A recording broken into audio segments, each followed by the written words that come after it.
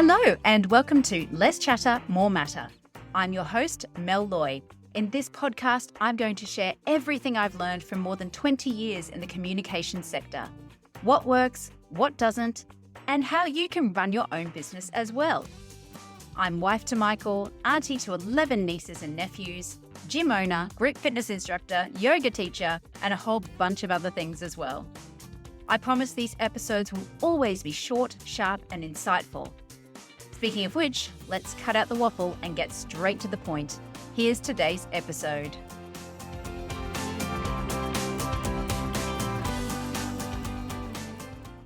Hello and welcome back. It is a pleasure as always to have you here. I'm back from Canada after speaking at the IABC World Conference. And I don't know about you, but it doesn't matter how long a flight is, I cannot sleep on planes. So I do tend to get quite a bit of stuff done initially on the flight, which is great, but by the end of the flight, it's probably not very high quality. So I did get quite a bit done on a training program I've been working on, and I did a bit of crocheting for my new baby niece or nephew who is due in July. So it was productive in many ways because I hate wasting time on planes if I'm going to be awake anyway. But I'm back on deck this week, back into the thick of work, gym, strategizing, workshops, etc., etc. I'm also back to podcasting, so let's get to it.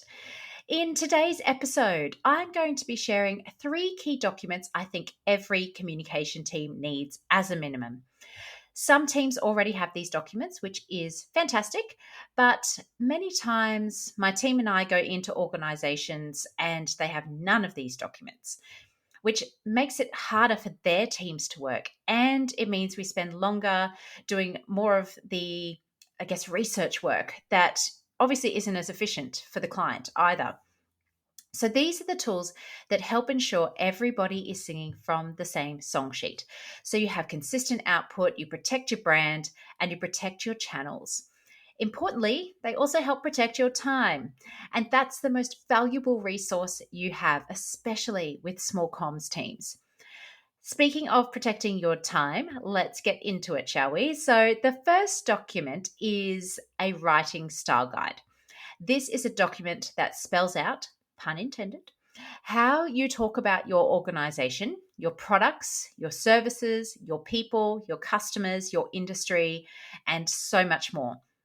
It also provides guidance around the language you use to promote diversity and inclusion, and it will include your organization's preferences on things like capitalization and use of punctuation and so on.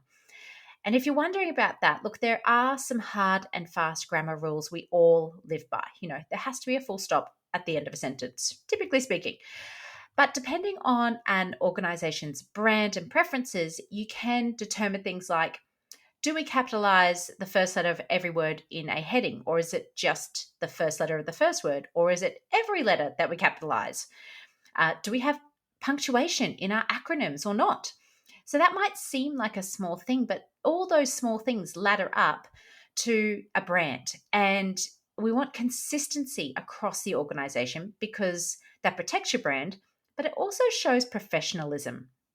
So if your brand is quite formal, for example, then you might use full stops in your acronyms. But if it's less formal, you probably wouldn't. So that writing style guide gives you that guidance. It also gives you guidance on how your organization speaks about certain things. So, for example, how do you talk about your people? Are they staff, employees? Are they team members? Are they something else altogether? Like I know Disneyland, they call their team members crew members because it really speaks to their brand, right? Makes total sense. I've written a lot of style guides over the years. You can make them as big or as little as you want. But if you do want some help getting started with your style guide, in my free 12-month comms toolkit, I'm going to be sending out a quick style guide template as one of the tools over the next couple of months. So if you want to grab a copy of that, head over to my website, heymelcoms.training/freebies and sign up to the free 12-month comms toolkit. You'll get access to all the previous tools I've sent out and a new surprise in your inbox every month up until December 2023. In a future episode, I'm also going to tell you exactly what you need for that complete writing style guide. So stay tuned for that. And then, of course, you can hop online and do a template search if you want for a writing style guide. But really think through how you're going to be talking about those key things, your customers, your people, your sector, your organization. Even things like, I used to work for a financial services company. Do you call those branches or stores or something else altogether? So, all of those things really just help give people guidance on the do's and the don'ts. And oftentimes, those documents become really central to a lot of people in the organization and they really stick by it, which is great. Okay, the next document you need is your brand guidelines. Your brand guidelines include things like fonts, colors, typography, logo use, all those sorts of things. And, even down to the type of imagery you use and photography and the icons that you're meant to be using and how those are used. All of that should be spelled out in your guidelines. Now, they do define how your brand is represented across different channels, and most brand guidelines, not all, but most, will include a tone of voice guide as well. If your brand guidelines don't have a tone of voice guidelines in there, then absolutely put them in your writing style guide, or you can have them in both. I've certainly done that before, just replicated out of the brand guidelines into the writing style guide because it does cross both of those, and we want to make sure people don't miss that. So, like writing style guides, brand guidelines can help everyone be on the same page and produce work that is professional, consistent, and on brand. When you have consistency, it helps to build trust. It strengthens your brand recognition. It helps differentiate you from your competitors. So just think about it. If you didn't use your brand colors all the time and just threw in some extra ones for shits and giggles, or you kept switching your logo to different sides of the page. So every time a customer got an email or a letter, looked different. Or the fonts change from one document to the next, or one email, or within an email, right? That obviously doesn't look very consistent. It looks like you don't know what you're doing. It looks unprofessional, and it certainly doesn't represent your brand in the best light. And you may not notice that you're thinking that, but subconsciously, I guarantee you there's a little piece in the back of your mind going, that doesn't look quite right, or that's different to the last time I saw that. And of course, that erodes trust. Now, put that against a brand that is always consistently used and so is instantly recognizable. That builds a sense of trust and legitimacy, which is really important, especially as we're in this environment where there's so much fraud going on and hacking of big companies and those sorts of things. If you receive something via email or in the mail, if it doesn't look legit, right? So, this is where the consistency is so important because there are going to be times when you are going to be relying on people to trust you and trust what you're sending out to them. And if it's inconsistent with everything else they've received, understandably, they're going to be questioning that. And look, most of what we do as comms people is centered around building trust and maintaining trust. So, brand application is absolutely key to that. The other great thing about comprehensive brand guidelines is that they make it easy and therefore they make it efficient. So you're providing clear instructions, templates, and tools to help people get where they need to go much more quickly. You're streamlining the process. That means faster review and approval times and less ambiguity, which means less back and forth between your client and you and the graphic designer and every man in between, right? When my team and I work on rebrand projects, and I should clarify here, we don't actually create brands. We leave that to the experts at branding agencies. That's what they're good at. We do the change comms to support that. But what we tend to do is take the brand guidelines that have been developed and create a quick guide version of them. So that's usually like a 1 or 2 page PDF where we distill the most important factors out of the brand guidelines that people are most likely to refer to most often into a really simple, quick guide. So if they don't read the full guidelines, at least they've got a 2 page summary with the most important things or the things that they're most likely to use. So that typically includes sort of a bit of a table of do's and don'ts and some of the really key items from the brand guidelines, like what fonts to use, what colors to use, some basics around the logo use, like when to use what version of a logo if you've got different versions, or where it should be on a page, but very high level because typically that's all most people need, right? It's more the comms people and design and brand and marketing people who need the full brand guidelines when they're working on their own stuff or working with agencies that support them. So there's a sneaky tip I've just thrown in there for you. Make a quick guide version of your brand guidelines to share with others. And also make a quick guide version of your writing style guide. Why not? Again, pull out the most important things, make it easy. Okay, the final of the 3 documents you should have is a channels governance matrix. I cannot tell you how many clients I've worked with who do not have this or some version of it, which is a little concerning, to be honest, because your channels matrix is a governance tool. It spells out what channels you use and how you use them, who owns them, how frequently you're posting, what type of content should go in there, what's the purpose of it, what's the tone, all that sort of stuff. What's a review and approval process, etc. So why is this document so important?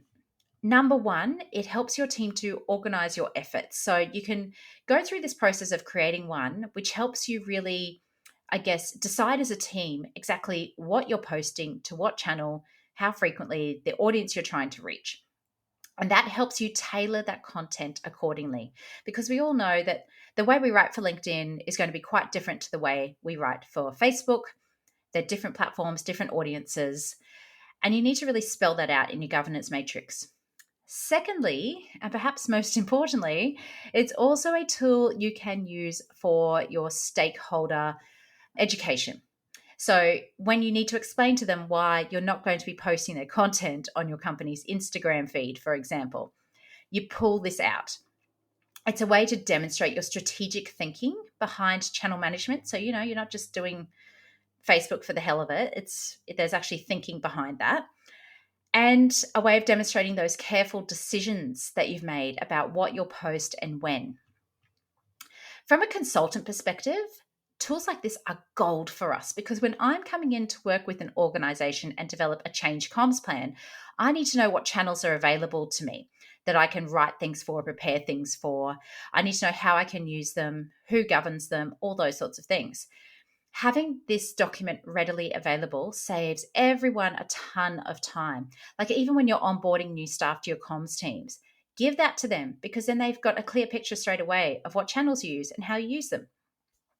So it saves everybody a lot of time and effort, but it also saves money. I mean, I'm not going to lie, I have ended up charging clients for my time to produce these documents when they haven't had them, because I'm working on a specific project and I need to know what's available so I can build my strategy and plan. And so for those companies that don't have a centralized comms team, maybe they've got an internal comms team over here, an external comms team over here. Maybe they've got different comms teams around, but they're not sure what the others do.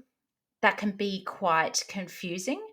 It's a lot of conversations to gather all that information and consolidate it into one document. And I've absolutely had to do that when I've gone into clients, as I said, to work on a specific project, but they just didn't have this information available. So I've had to do that for them. Now, don't get me wrong, they are grateful for that, because then they have that to use in the future and keep up to date. But for me, that channels governance matrix should have just been a standard document in the first place for that organization. As part of the 12-month toolkit, I did share a template for a channels governance matrix a couple of months ago, which you can grab if you sign up. You'll get access to those older tools that I've sent out. Okay, so time for a quick episode recap on this very quick episode. The 3 documents every comms team should have to set you up for best practice and success are: number 1, writing style guide. Outline how you bring your brand to life through language and your rules and preferences on everything from how you talk about your people to how you capitalize headings. Number 2, brand guidelines. Detail the ins and outs of your brand's visual identity, but also the tone of voice, which is absolutely essential. And actually, in a future episode, I'll give you some kind of a step-by-step guide as to how to develop a tone of voice if you don't already have one.